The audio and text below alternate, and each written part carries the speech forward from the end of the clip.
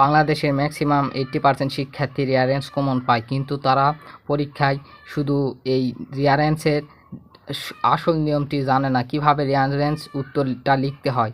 এই কারণে তারা কমন পাওয়ার পরও তারা ফুল মার্ক পায় না। আজকের ভিডিওতে আমি আপনাদেরকে জানাবো কিভাবে রিয়ারেন্স প্রফেশনালভাবে রিয়ারেন্স লেখার নিয়ম, মানে কিভাবে রিয়ারেন্সটা উত্তর করবেন, মানে কমন পাওয়ার পর কিভাবে প্রফেশনালভাবে আপনি রিয়ারেন্সের উত্তরে লিখবেন। অনেক শিক্ষার্থী আছে জানে না রিয়ারেন্স কীভাবে উত্তরটা লিখতে হয়, তারা বাক্য লিখে দিয়ে আসে বা এঁকে দিয়ে আসে, কিন্তু তারা জানে না সঠিকভাবে কীভাবে রিয়ারেন্সের উত্তরটা লিখতে হয়। তাই তারা ফুল মার্ক পাওয়ার পরও রিয়ারেন্সের পূর্ণ মার্ক পায় না। আজকে ভিডিওটিতে আমি শুধু দেখাবো কিভাবে আপনাকে রিয়ারেন্স কমন পাওয়ার পর সঠিকভাবে উত্তরটা লিখতে হবে।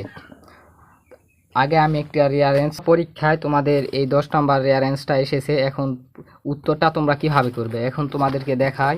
প্রথমে তোমাদের উত্তর লেখার জন্য তোমাদেরকে লিখতে হবে answer to the question no. মনে করো এই রিয়ারেন্স সে ফার্স্ট পার্টের 7 নম্বর আইটেম লেখার পর তোমাদের ঘর রাখতে হবে অবশ্যই। মনে করো রিয়ারেন্স তোমাদের 8টা দেওয়া থাকে, মানে 8 মার্ক। 1 2 3 4 5 6 7 8 লেখার পর এখন মনে করো 10 নম্বরে দেখবে প্রথমে কোনটা ঠিক হবে।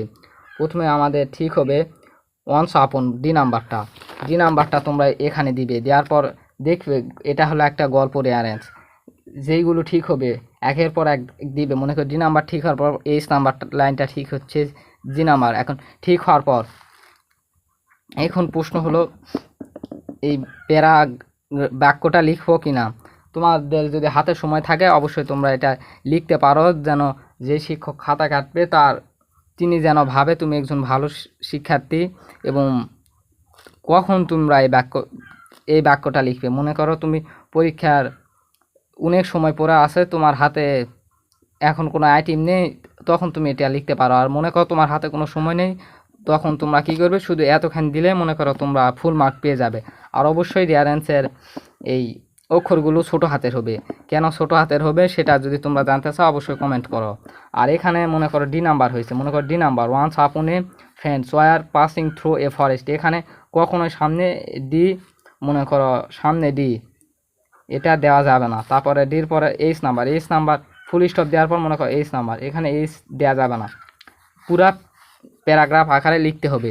এটা হলো সঠিক নিয়ম। তারপরও আরেকটা নিয়ম রয়েছে, মনে করো তোমরা এইভাবে লিখতে পারো ডি নাম্বার সঠিক, ডি নাম্বার লিখবে, এইচ নাম্বার লিখবে, সি নাম্বার এটাও সঠিক। কিন্তু তোমরা এটা লেখার পর যদি তোমরা চাও বাক্য লিখবে তোমরা লিখতে পারো, তবে বাক্য লিখলে তোমরা এক্সট্রাভাবে কোনো মার্ক পাবে না, শুধু উত্তর যদি সঠিক হয় তাহলে তোমরা মার্ক পাবে।